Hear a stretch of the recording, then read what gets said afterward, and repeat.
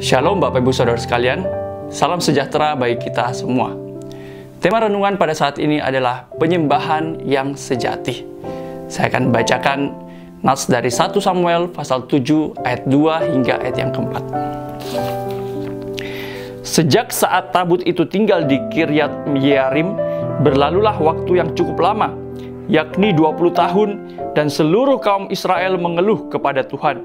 Lalu berkatalah Samuel kepada seluruh kaum Israel demikian, "Jika kamu berbalik kepada Tuhan dengan segenap hati, maka jauhkanlah para allah asing dan para Asitoret dari tengah-tengahmu, dan tujukan hatimu kepada Tuhan, dan beribadalah hanya kepadanya. Maka ia akan melepaskan kamu dari tangan orang Filistin." Kemudian orang-orang Israel menjauhkan para Baal dan para Asitoret dan beribadah hanya kepada Tuhan.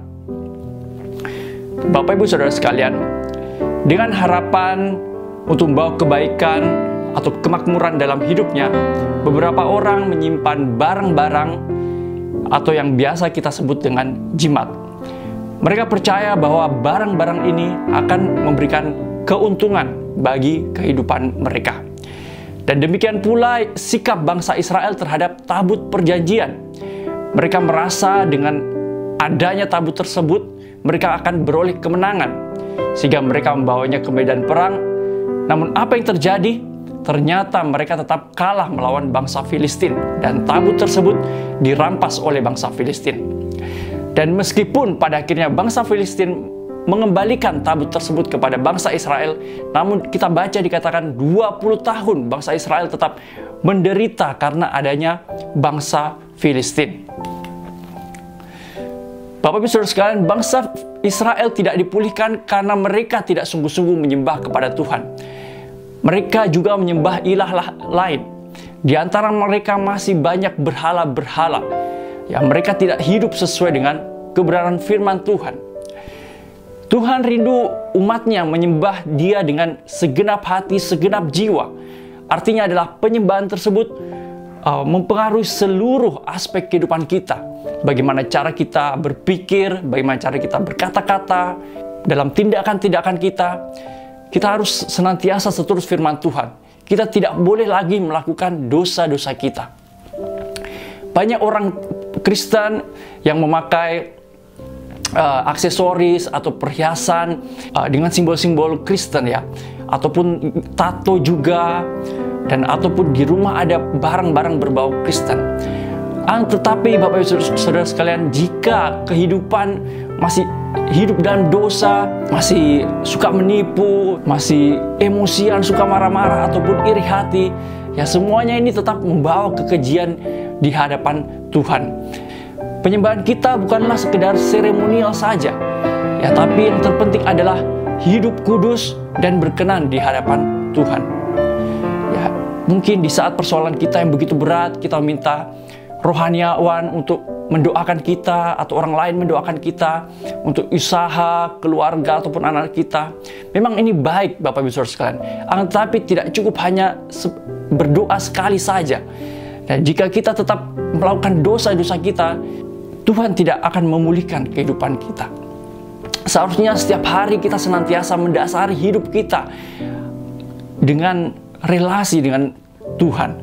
Ya, kita mau mengenal pribadi Tuhan lebih dalam lagi, kita mau taat pada kehendak Tuhan. Maka dengan demikian kehidupan kita akan dipulihkan, karakter kita akan diubahkan, keluarga kita akan hidup dalam damai sejahtera. Ya, dan terlebih lagi Tuhan akan mencukupkan segala kebutuhan kita.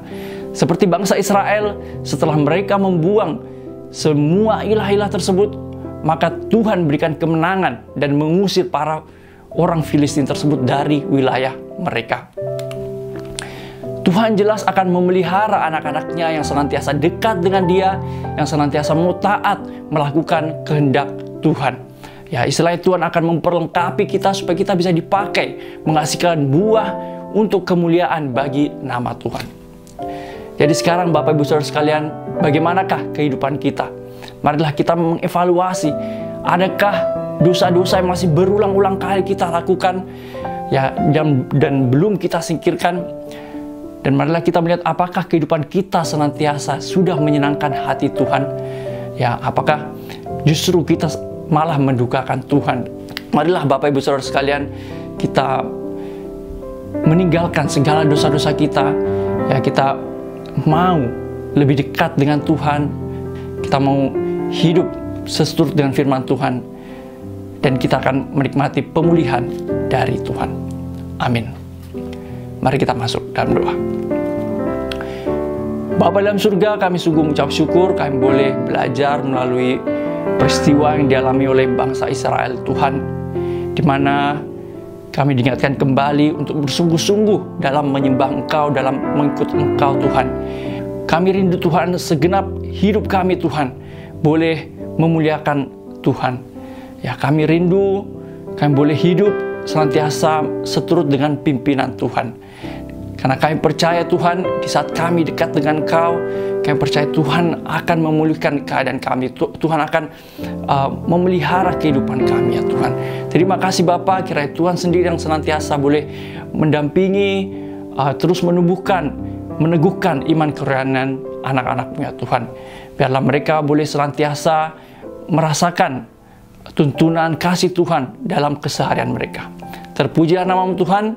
Berdoa bagi setiap anak-anak-Mu dalam pergumulan, dalam persoalan. Tuhan sendiri yang boleh mengerti, dan kami percaya Tuhan akan berikan jalan keluar bagi anak-anak-Mu, Tuhan.